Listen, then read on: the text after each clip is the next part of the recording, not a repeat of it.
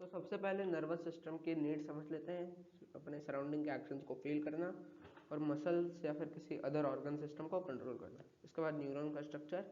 तो न्यूरॉन का जो स्ट्रक्चर होता है उसमें सबसे पहले होता है सेल बॉडी, फिर डेंड्राइट, फिर एक्सॉन। सेल बॉडी मतलब न्यूक्लियस या फिर साइटोप्लाज्म। ये इसमें सेंट्रोजोम नहीं होता क्योंकि इसको डिवीजन नहीं करना होता।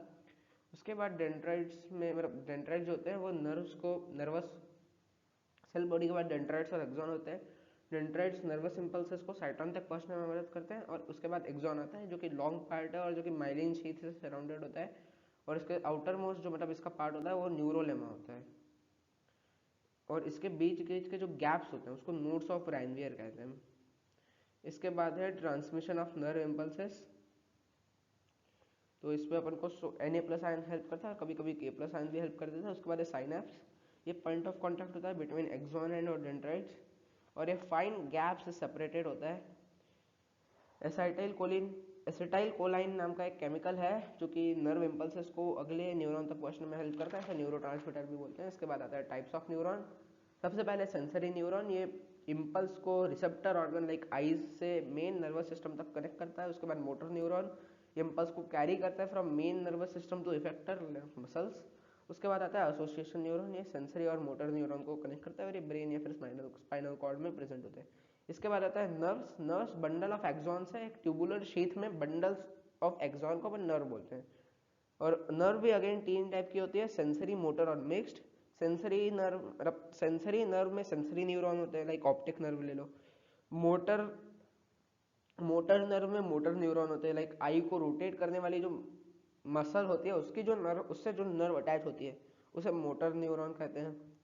उसके बाद मिक्स्ड नर्व जिसमें दोनों न्यूरॉन होते हैं लाइक स्पाइनल नर्व जो होती है उसमें दोनों टाइप के न्यूरॉन होते हैं। इसके बाद आता है अपना क्लासिफिकेशन ऑफ नर्वस सिस्टम। तो नर्वस सिस्टम दो मतलब हिस्सों में क्लासिफाइड है, एक सेंट्रल नर्वस सिस्टम और एक peripheral nervous system. Peripheral nervous system further दो हिस्सों में क्लासिफाइड है, सोमैटिक नर्वस सिस्टम और ऑटोनॉमस नर्वस सिस्टम।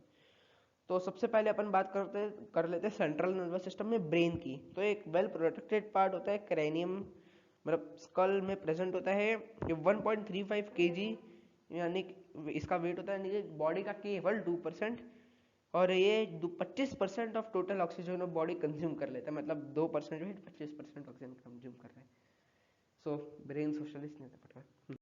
उसके बाद अपन आते हैं कवरिंग्स ऑफ ब्रेन पे, इसे मेनिंजेस भी बोलते हैं। तो सबसे आउटर मोस्ट जो कवरिंग होती है उसे ड्यूरामीटर बोलते हैं। जो मिडल मोस्ट कवरिंग होती है उसे एरेक्नोइड बोलते हैं और उसके बाद जो मतलब सबसे लोअर मोस्ट कवरिंग होती है, इनर मोस्ट जिसे कहते हैं, उसे पायामीटर बोलते हैं।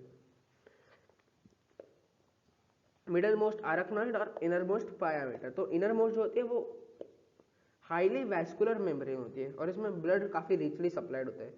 और मेनिंजाइटिस करके एक बीमारी होती है, जब मेनिंजस में इन्फेक्शन हो जाता है तो वो मेनिंजाइटिस हो जाता है।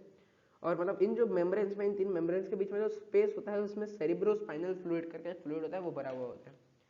इसके बाद है पार्ट्स ऑफ द ब्रेन। तो सबसे पहला पार्ट है सेरिब्रम, ये लार्जेस्ट पोर्शन ऑफ ब्रेन है सॉरी। ये 2 सेरिब्रल हेमिस्फेयर में डिवाइडेड होता है।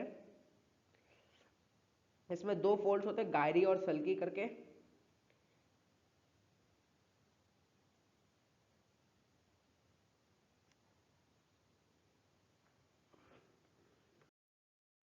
और ये जो मतलब इसमें 2 ग्रूव्स होते हैं, गायरी और सल्की करके, और ये सरफेस एरिया बढ़ाते हैं ब्रेन का।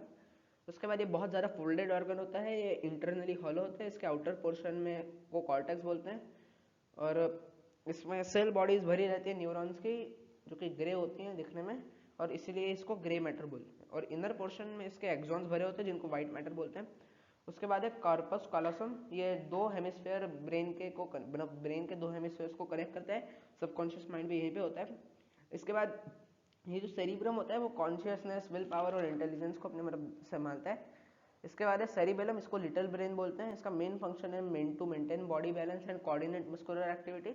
वॉकिंग का इंपल्स सेरिबेलम में ही आता है। उसके बाद है मेडुला ऑब्लोंगेटा, ये इंटरनल ऑर्गन्स को कोऑर्डिनेट करने में हेल्प करता है और ये ब्रेन के बेस में एकदम सिचुएटेड होता है।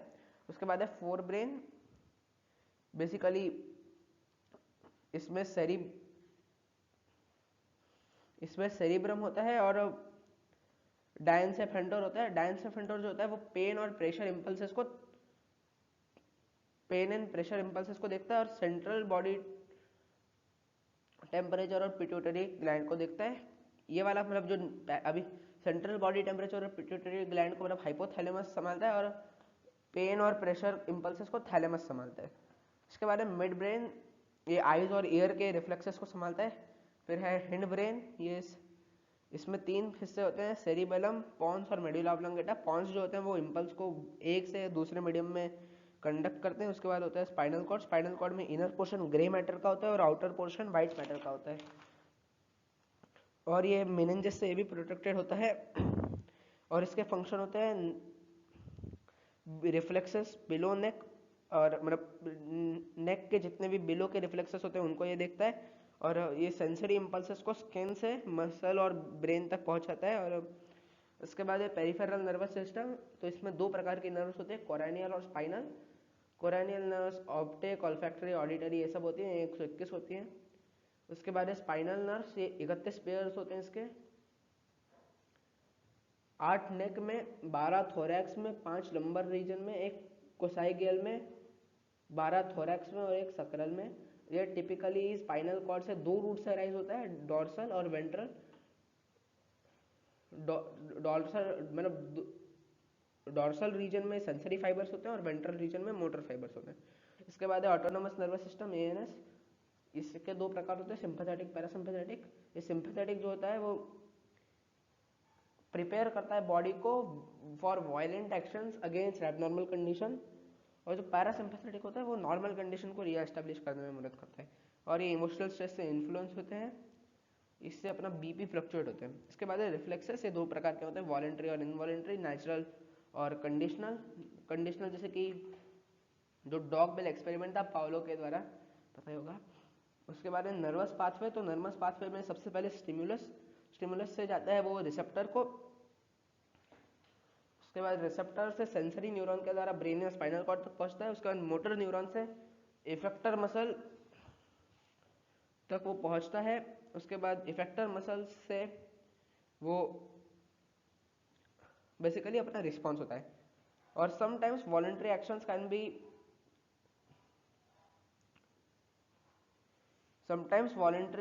Can be repeated, so it become conditional reflexes. मतलब कई बार अपन वॉलंटरी एक्शंस को मतलब इतना रिपीट कर लेते हैं ताकि वो अपने कंडीशनल रिफ्लेक्सेस बन जाते हैं, और यही पे अपना नर्वस सिस्टम का चैप्टर समाप्त होता है। Okay, thank you.